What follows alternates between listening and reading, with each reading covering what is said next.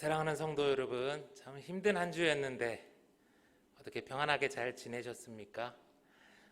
오병이어를 드린 아이에게 우리 주님이 최고의 선물을 주셨듯이 수로보니게 여인에게 주님이 인생 정말 멋진 소원을 선물로 들어주셨듯이 이 시간 흩어져 있지만 영과 진리로 예배드리는 우리 예수생명의 모든 성도님들 위해 하나님의 크신 은혜가 임하기를 간절히 소망합니다.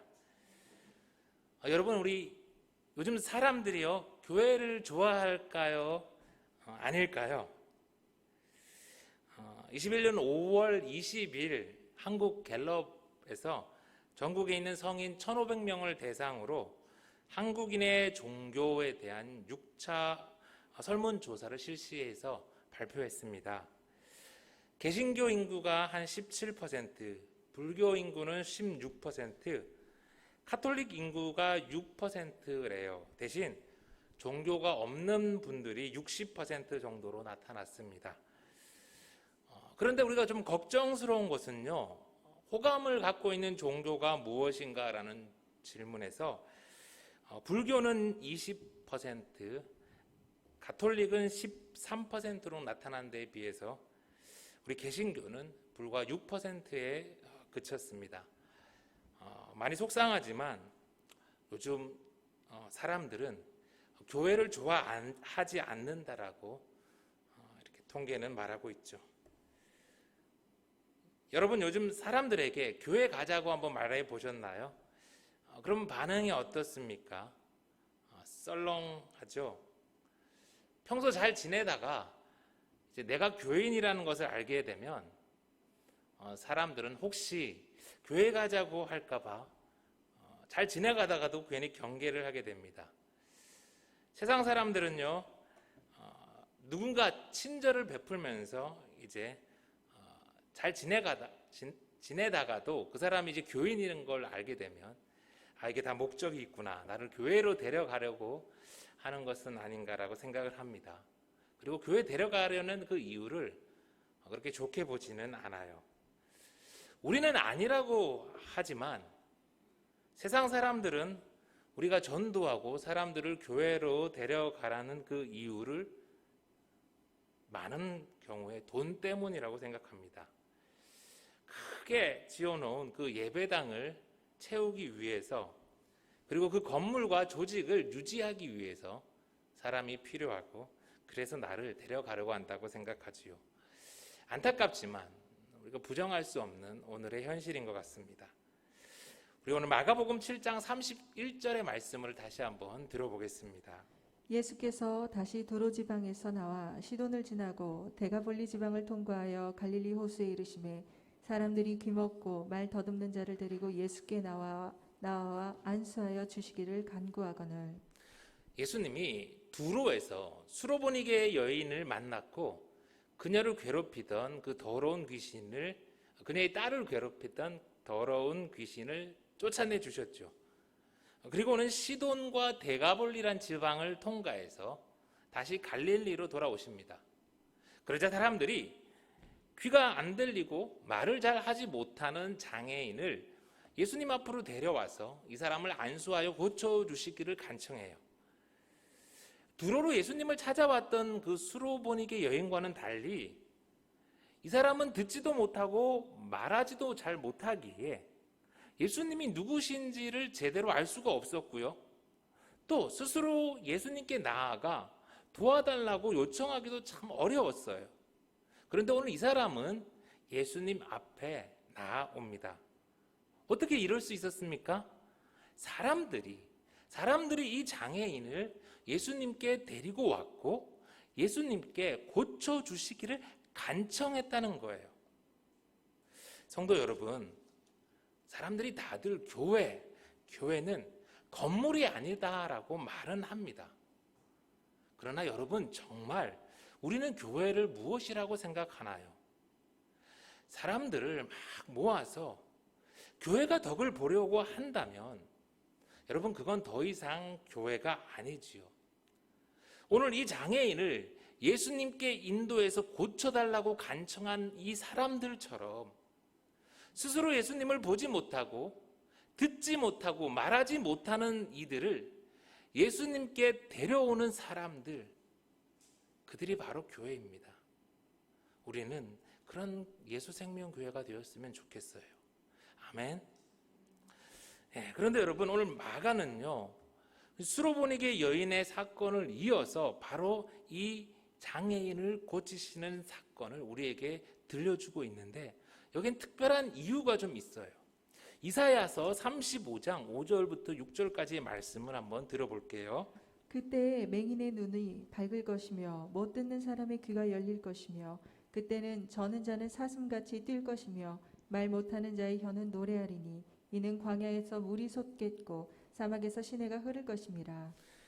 이사야 35장은요, 이사야가 장차 메시아가 오면 어떻게 되는지, 새로 오실 메시아가 악한 나라를 심판하시고 택함받은 하나님의 백성들을 회복시켜 주는 것을 노래하는데요, 특별히 맹인의 눈이 밝게 되며 못 듣는 사람의 귀가 열리고 말 못하는 자의 혀가 노래하게 되는 일이 일어난다고 말하고 있어요. 바로 이것이 이스라엘이 기다리던 메시아가 오는 증거라는 것이죠. 그러니까 여러분, 마가는요, 이 스로보니게 여인의 그 딸을 고쳐준 사건을 통해서 이 여인의 입술을 통해 예수님이 큐리어스, 주님이라고 고백하잖아요. 예수가 주님이란 것을 우리에게 들려주고, 그리고 오늘 이 장애인을 고쳐주는 바로 이 사건을 통해서 예수님이 이스라엘이 그토록 소망하고 기다렸던 메시아이심을 증거하는 거예요. 오늘 이사야는 오실 메시아가 맹인을 고쳐준다는 것을 말하고 있는데, 맹인 고쳐준 이야기는 오늘 빠졌잖아요. 걱정할 것이 없는 게 바로 다음 장 마가복음 8장에 예수님께서 벳세다에서 맹인을 고쳐주신 이야기를 마가는 하면서 예수님의 메시아 되심을 증거하는 거예요.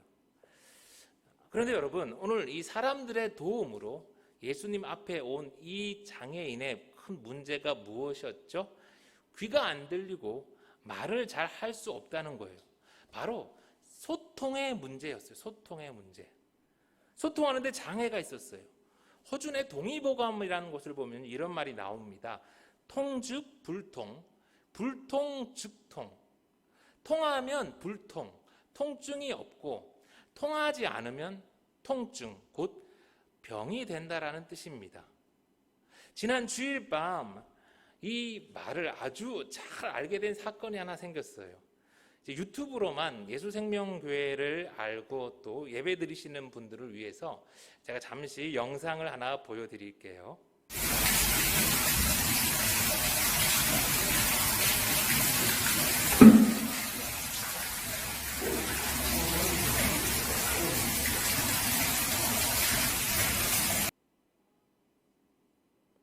끝났어요?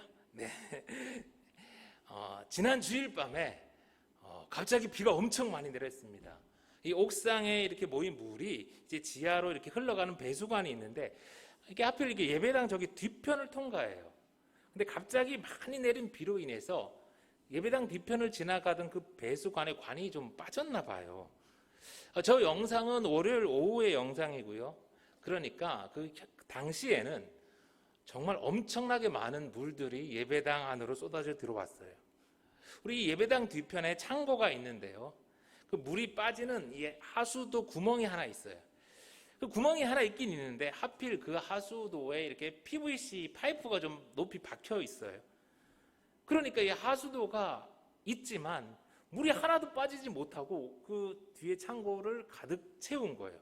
창고가 조금 낮으니 온 물이 글로 다 들어갔더라고요. 그리고는 물이 하나도 빠지지 못하고는 다시 역류해서 예배당까지 이제 물이 다 첨벙첨벙 이렇게 잠긴 거죠. 새벽 3시까지 전기도 나간 컴컴한 어둠 속에서 예배당 뒤편에 있는 그 창고에 물을 바가지로 퍼내는데, 이제 뭐 버릴 데도 없으니까 이렇게 조금씩 이렇게 하수도로 이렇게 부어 가는데, 정말 힘들고 속상하더라고요. 그냥 저도 아내도 기진맥진해서 이제 쓰러지려고 막 하는데, 이제 아내가 갑자기 그러는 거예요.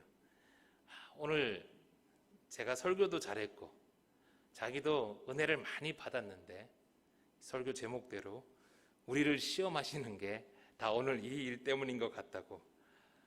왜 이런 물난리가 또 생기는지 너무 속상하고 울고 싶은데 오늘 주신 말씀 때문에 산다고.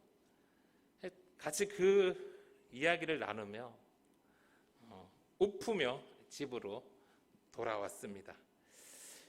물이 잘 흘러가지 못해도 문제, 물이 빠져나가지 못해도 문제, 아무리 인테리어를 잘하고 좋은 장비를 들여놓아도 물이 잘 통하지 못하면 정말 아무 소용이 없다는 것을 이번에 확실히 느끼게 되었죠. 무엇이든 잘 통해야 된다는 거죠. 제가 물이 이렇게 찰박찰박 잠긴 예배당에 들어오면서 그래도 제일 먼저 제가 뭘 보고 챙겼을 것 같으세요? 이번에 우리 성도님들의 귀한 헌금으로 구입한 이 신디사이저가 눈에 들어오더라고요. 그래서 달려갔더니 다행히 저 신디사이저가 이 첨벙첨벙이는 물 위에 있긴 있는데 이 다리 받침대가 있어서 괜찮은 거예요. 다음 날 이제 물을 좀 다 빼고 음향 장비들, 이제 특별히 이제 컴퓨터와 저 믹서 주변을 체크하는데 천장에서 물이 떨어졌는데 다행히 바로 그 컴퓨터 옆에만 떨어지고 컴퓨터와 믹서에는 아슬아슬하게 피한 거예요. 그 가운데도 얼마나 감사한지 조금만 옆으로 떨어졌으면 오늘 우리 비대면 예배도 못 드렸을 것 같은데 감사하더라고요. 사랑하는 성도 여러분, 단 한 번의 불통 그걸로도 이렇게 고생을 했는데 한평생 그 오랜 시간 아무것도 듣지 못하고 말하지 못한 이 장애인은 얼마나 힘들었을까요? 오죽했으면 예수님이 이 사람을 보고 하늘을 우러러 탄식하셨다고 할까요? 예수님도 이 사람을 보고는 안타까워하셨고 또 주변에 있던 사람들은 그 안타까운 마음에 이 사람을 예수님께 데리고 왔습니다. 그러니 이 사람들의 부탁대로 예수님이 이 장애인을 그 자리에서 안수해서 고쳐주시면 참 좋을 것 같아요. 그런데 오늘 성경 말씀을 가만히 보니까 예수님이 그러시지를 않네요. 33절을 다시 한번 볼게요. 예수께서 그 사람을 따로 데리고 무리를 떠나사. 그 자리가 아니라 오늘 예수님이 이 사람을 따로 데리고 무리를 떠나신대요. 물론 이 사람이 거기서 갑작스럽게 겪게 될 변화와 충격에 좀 대비해서 예수님이 그렇게 하셨을 수도 있고요. 아니면 아직은 숨겨져야 할 예수님의 정체성 때문에 그렇게 하셨을 수도 있죠. 성경이 정확한 이유를 우리에게 말하지 않아서 무엇이다라고 딱 부러지게 말할 수는 없지만 확실한 것은 예수님이 때로 사람들 앞에서 사람을 고쳐주시기도 하지만 때로는 이렇게 무리 가운데서 떼어내셔서 그 사람을 따로 고쳐주시기도 한다는 거예요. 여러분, 요즘 신앙생활에 어려움을 호소하는 사람들이 꽤 있는 것 같아요. 왜 그럴까요? 그동안은 좋은 예배당에서 하나님 말씀을 잘 들었는데 좋은 찬양팀과 함께 하나님을 잘 찬양했는데 이 코로나가 터져서 그러지를 못하는 거예요. 예배당도 아닌 곳에서 하나님 말씀을 들으려고 하니 이게 잘 안 들리고 찬양팀도 없는 곳에서 찬양을 하려고 하니 잘 안 되는 겁니다. 코로나로 인해서 갑자기 많은 사람들이 하나님께 귀가 막히고 하나님을 향한 입이 막힌 듯한 영적 장애인이 된 것을 느껴요. 그런데 가만히 보면요, 코로나로 인해서 멀쩡하던 우리가 영적 장애인이 된 게 아니라 코로나로 인해서 스스로 문제 없다고 생각하던 사람들의 영적인 상태가 드러난 것 같아요. 예수님은 이 사람을 치료하기 위해서 무리에서 떼어놓으십니다. 예수님은 수천의 무리에게 하나님 나라의 말씀을 한꺼번에 전하시기도 하셨고 또 수만의 무리를 한꺼번에 먹이시기도 하세요. 그러나 예수님이 사람을 고치실 때는 많은 사람이 찾아와도 한꺼번에 다 모아놓고 여기 나 믿는 사람 손들어 하고는 기도해서 한 번에 고치시지를 않아요. 예수님이 그렇게 피곤하고 힘드셔도 굳이 예수님은 한 사람 한 사람을 만나시고 만지시고 말씀하시고 그 사람을 치료하세요. 여러분, 우리가 예배는 함께 드리지만 하나님은 예배하는 그 한 사람 한 사람을 개별적으로 찾아가 만나시고 치료해 주세요. 33절의 말씀을 우리 계속 볼게요. 예수께서 그 사람을 따로 데리고 무리를 떠나사 손가락을 그의 양귀에 넣고 침을 뱉어 그의 혀에 손을 대시며. 예수님이 수로보니게 여인의 딸에게서 이 귀신을 쫓아내어 주실 때는 순전히 말로 하십니다. 예수님을 찾아온 그녀가 헬라인으로 나름 많이 배우고 잘 사는 여인이었기 때문에 그렇게 하신 것 같아요. 그런데 오늘 이 장애인은요, 듣지 못하고 말하지 못하니까 말로 시험하지 않습니다. 그 대신 어떻게 하냐면 그가 보고 느낄 수 있는 행동으로 시험하세요. 이 사람은 듣지 못하고 말할 수 없기 때문에 답답했겠지만, 그러나 그 가운데 예수님이 무슨 일을 하고 계시는지는 분명히 볼 수가 있었어요. 이 사람이 예수님을 보니까 두 손을 뻗어서 이 손가락을 자신의 귀에다가 넣으시는 거예요. 이 사람의 귀에는 장애가 있었습니다. 유대인들은요, 장애를 부정하게 생각했어요. 부정한 것, 더러운 것은 그 부정함이 자기에게 옮길 수 있다고 생각해서 만지기를 꺼려했죠. 그런데 예수님이 자신의 이 부정하게 여겨지는 귀를 살포시 만져주시는 거예요. 말은 못하지만 이 사람은 자신을 만져주신 이 예수님의 손길이 참 따뜻하고 좋았을 거예요. 그렇습니다. 여러분, 때로 하나님은 감추고 싶고 드러내시고 싶지 않은 우리의 상처와 우리의 아픔을 만져주시고 치료를 해주세요. 그런데 여기서 딱 치료가 끝났으면 참 좋겠는데 예수님의 치료가 거기서 끝나지를 않습니다. 내 아픈 상처를 어루만져 주시는 것에서 끝나는 것이 아니라 갑자기 예상치 못한 돌발 상황이 생깁니다. 으아! 예수님이 침을 뱉으시는 거예요.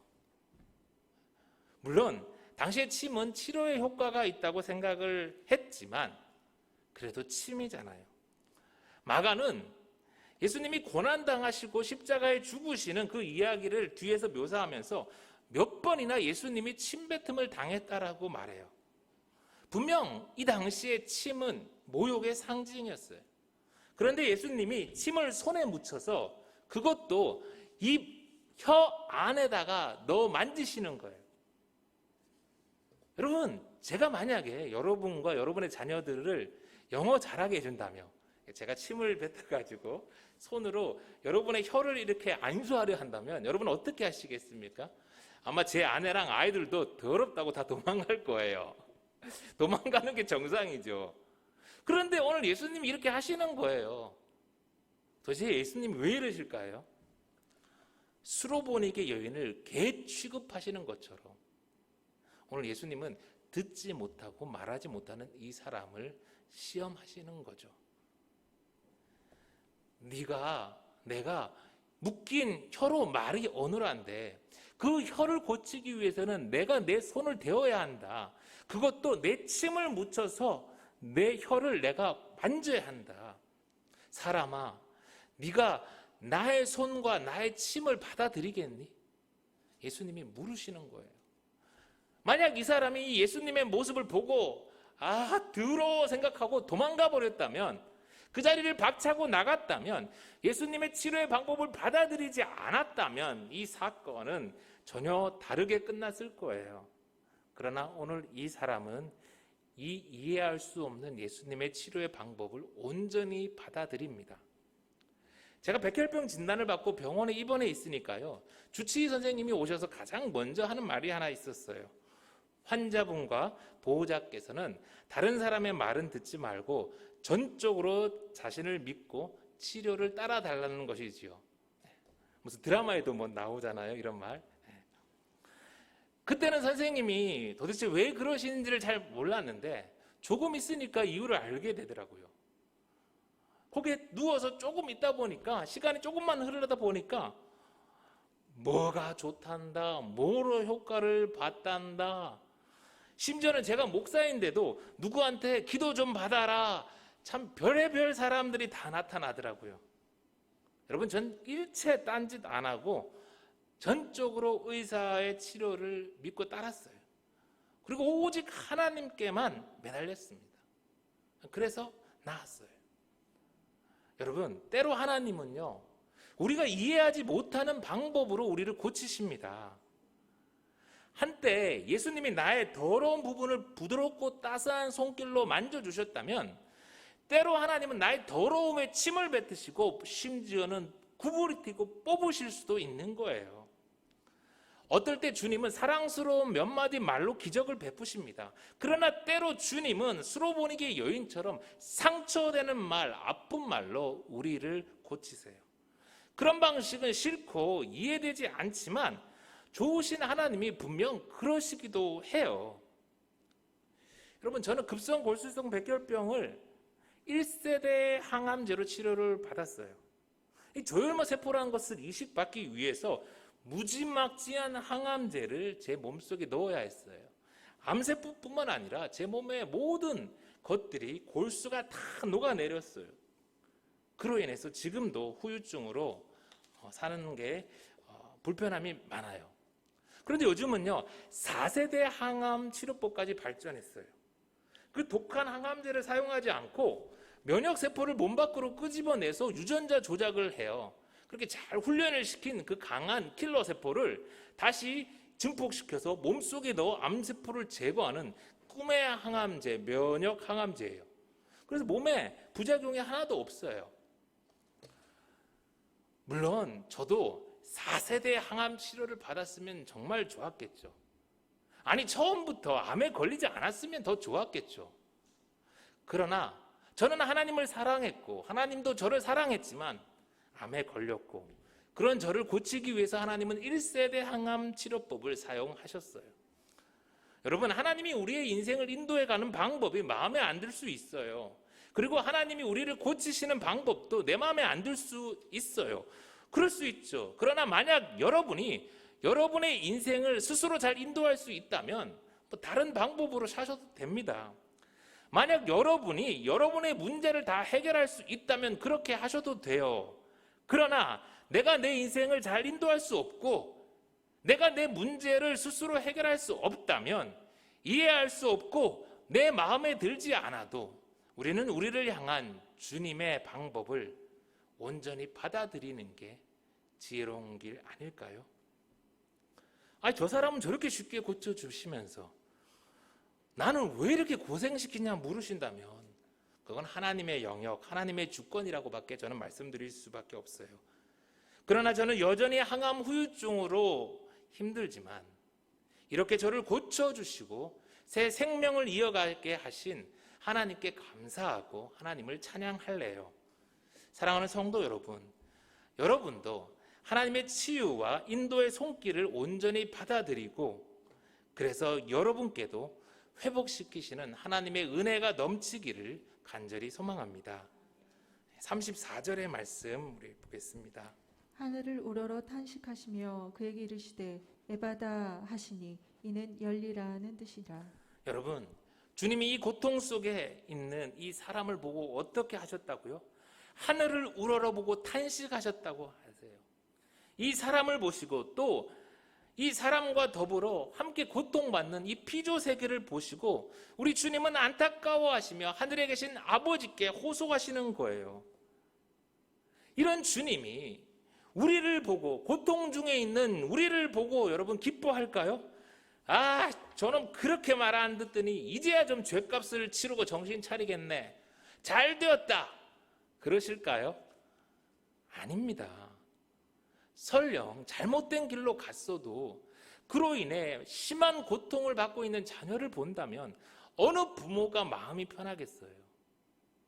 좋으신 주님은 귀와 입이 막혀서 고통받고 있는 우리를 보시고도 동일하게 아파하세요. 귀와 이뿐이 아닙니다. 코로나로 인해서 열심히 일은 하는데 돈이 돌지 않아서 사업이 묶여 어려움을 겪는 사람들을 보고 예수님은 아파하세요.